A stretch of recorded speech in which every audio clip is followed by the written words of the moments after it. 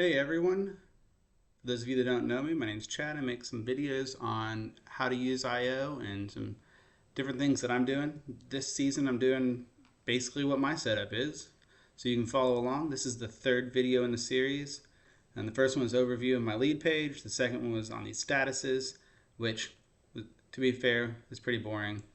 Um, One of the most common one that I got was this chat request status. And something I learned from that is I should do all my contact form whenever someone fills out my contact page, that it gets put in that status as well. It's pretty awesome. So this week, or this video, I guess, I'm going to talk about this bar right here, because I don't know that I could be wrong, but I don't know that I think very many people are using this to its fullest extent. And it can be kind of a rabbit hole with template variables and stuff like that. But we'll see what we can cover and at least give you ideas. It won't be exact, but when you first do a lead, you have this dark blue bar. This is what is the event time. Okay, so this, I think the intended purpose of this is to put the actual event time, not your rental time. You can do it however you want to. We used to use it as the rental duration, but we changed it to where it's the actual event time. And I'll show you kind of what we do on a lead for us. So anyway, for us, we do this as the actual event time. The other thing you have are these down here. We have a setup. You can, whenever you choose items, if you, by default, I think it's in online bookings. Let's open that up.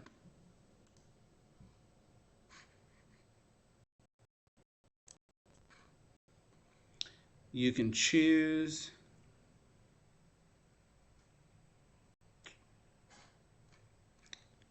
nope, must be in general preferences. You can default durations and stuff like that.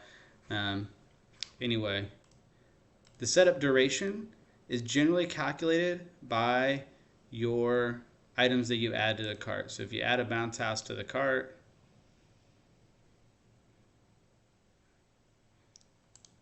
let's put in there, I have a 30-minute setup time, so it says 30 minutes for setup. It also adds 30 minutes for teardown. That is a setting that is in the inventory page. So if you go settings,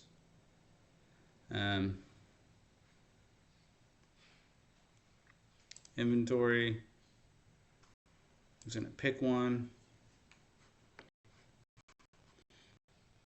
Come here and it says time to set up. This is where you put it down in minutes. So you hide it in minutes. So that is what this does. Now this is not going to do the 20 minutes. You're not going to do specifics. It's going to round it to the nearest 15 by default. You can change it to be nearest 5, but that would really complicate your route planner, and I don't know that I would do that. So, so that's what this is. The same thing. It comes from there. For every item you add to the cart, it adds that duration together. It assumes. So we'll go in here and add another one. It populates. So ask me if I want to change it. So you change it, and now it's an hour. This just adds all those individual items together. That's what's happening. But we all know that this does not take an actual hour to set up, even for one person. So you can click on it, and it gives you the opportunity to change it to whatever you want. However, the difference is this is in hours, not in minutes. So you have to put it something to that extent. Whatever. All right. Now the next thing is this travel duration. You can put in an address.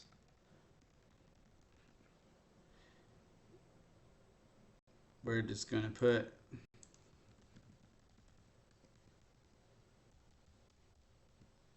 whatever. So it adds it in. 50, I think that's a default because that's not a real address. I don't think there's a main street in Springfield. Could be wrong, or at least there's not a 123 main. But anyway, you can click in here and you can change the duration here. All right, the travel duration. So if you say, oh man, it's saying a quarter or 15 minutes to get there, but it's actually a half hour, you can change it. All right, and that will reflect in your route planner, I believe. So, boom. But whatever is there, it's going to do it back. Now the thing is this travel time may not be affected on the route planner depending on where you're heading to and from. So it almost doesn't even matter to change that. Now the important part is, like I said, this here, we do our event time here. And the reason I do that is because I want to make sure that I know this is my absolute last resort to have it ready by, okay? But for terms of reservations, we talk to everybody up front and we add these delivery and pickup windows. So like most of you guys will be backyard party people, okay? If we do ours weekend long rentals, and so what I usually do is if the party is on a Saturday, we put a Friday delivery. I'm going to change this to Saturday since make this easier. So say the Saturday is 11:30 to 3:30. We always put our delivery window from 9 a.m. to 6 p.m. It's our standard operating procedure for this deal. For initial, oh my goodness. The only time we don't do that is if we come down here and we look at this, it says something other than that. If it says something other than like I only need it for the day, or whatever, then we'll adjust based on that. If it doesn't, then we come in here and it's our standard operating procedure to do this. And what this does is it tells you on the route planner, we'll look at the route planner here in a second, that this job is supposed to be delivered. It puts on hold for that entire time from Friday to Monday so that you can't have conflicts and book it out twice. It's not based on this alone. It's also these windows. And there it is. Okay, so let's go to route planner. And we're just going to pick these people here.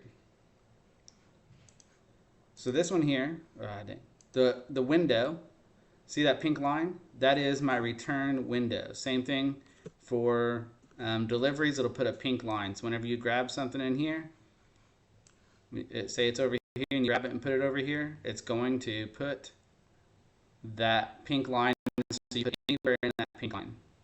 So that helps us with planning our routes and everything for that.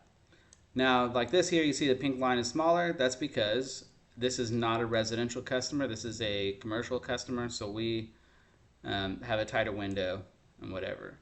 Now, you can, if you are someone likes to have bill based on your window durations, you tie it in, you can create filters.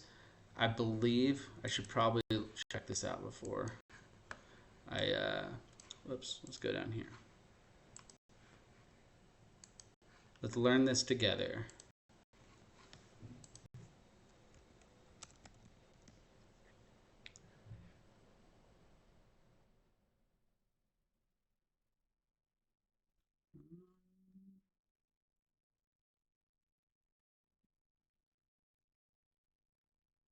Setup duration, nope, that's setup duration. Okay, so you can't do that. It would have been awesome. I may suggest this to IO that they give us the opportunity to see the duration of that window, and if it's within, we can say the duration of the window is less than 24 hours or whatever, then you can add fees based on that. That would be pretty awesome. Tim, if you're watching this, that'd be cool if we can have window durations, like delivery window durations. I don't see it in here, not quickly.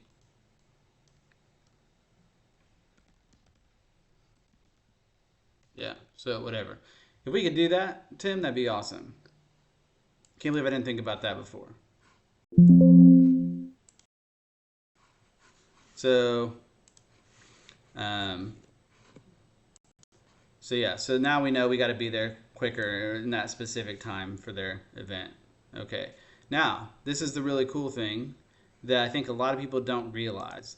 So this is the duration and everything. If we want, there's a template variable called delivery date, I believe, or delivery setup time. I got to look at my packing list here. I'm going to go to a real order.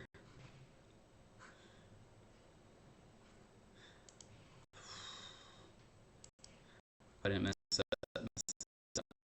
Moving around.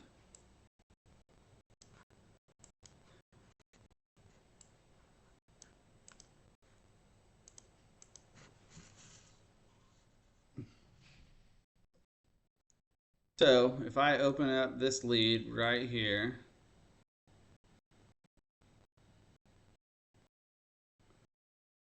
that is the specific time that I'm delivering. Okay, we all know that there's a specific time, but the red bars have to be there. There's a template variable for that, and we can use that to send that time to the customers if that's when we're going to deliver, right? So here we'll look at this. See, 9 to 1 pink. That's my setup time. Boom.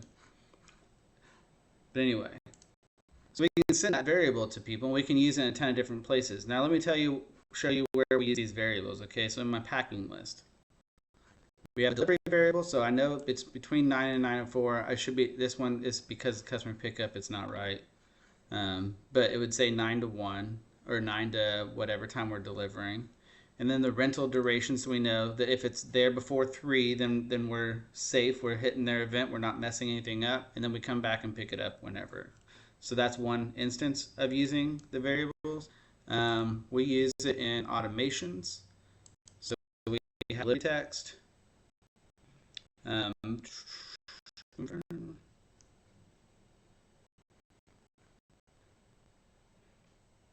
We break these up. We'll say residential. I'll show you. So we have text and email that goes out. The text uses these variables. We say the sales rep name, because we have the sales rep for everything. Setup day, setup date, setup start time, and that pulls from that red line. If that red line is not there, these times are off. It'll generally use the window if the start of the window if we don't have that red line. So we always make sure that red line is there. We can also open that email, and we do the same thing in the email. And we have setup date, setup start, a little bit more information because it's an email. So we do that same thing for commercials and everything. So we also do like a residential or a commercial one. It's usually same day for the most part. So we have to do. We do the setup start date at, and we plan to begin removal at, and we tell them the time we're coming back. Again, these are all from the red line that's on this lead. Okay, whatever the other lead. Without that red line, these times are the window start times, and so that's how you can get it pretty good. In hours, I know a lot of you would like to send customers a window of when you're going to be there. If I were you, I know you like to stair step your windows maybe. I would maybe just do like this, where I'm going to be there between 9 and 6 or 9 and 1 or whatever. You can open up each lead and adjust the windows as you go after you set it. I don't know. So, now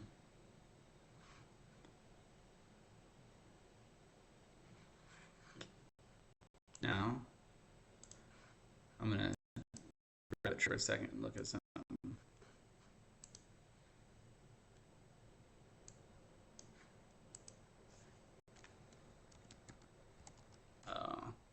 Oh, wait. It's lead setup duration. Dang. See, Tim, we got these durations here, so we know you can tell it. If you can give us a filter for it, that'd be awesome.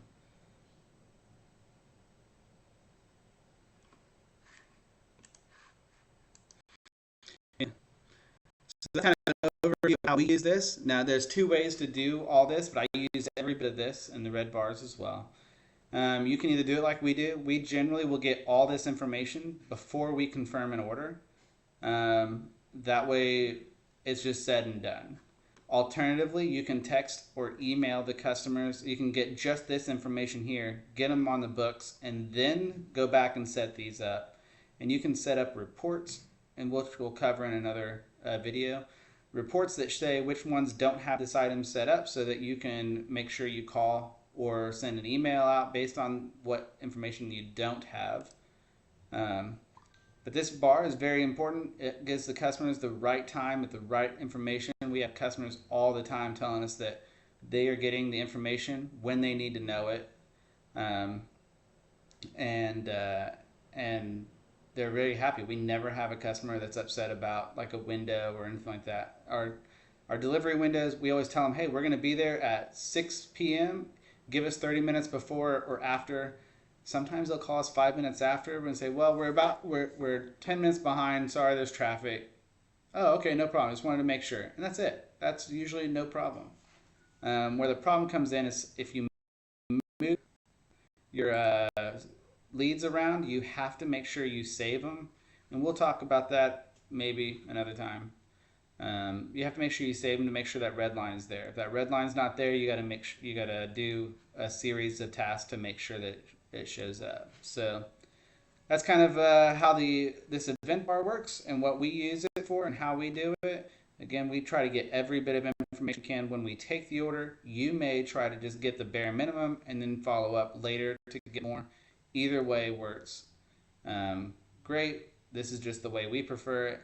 And let me know how you guys use it. If you guys do the before or after, I'm always interested in learning because I could be wrong. This may not be the best way is to get all the information before. There could be a better way. I don't know. But I'm sure you guys will let me know.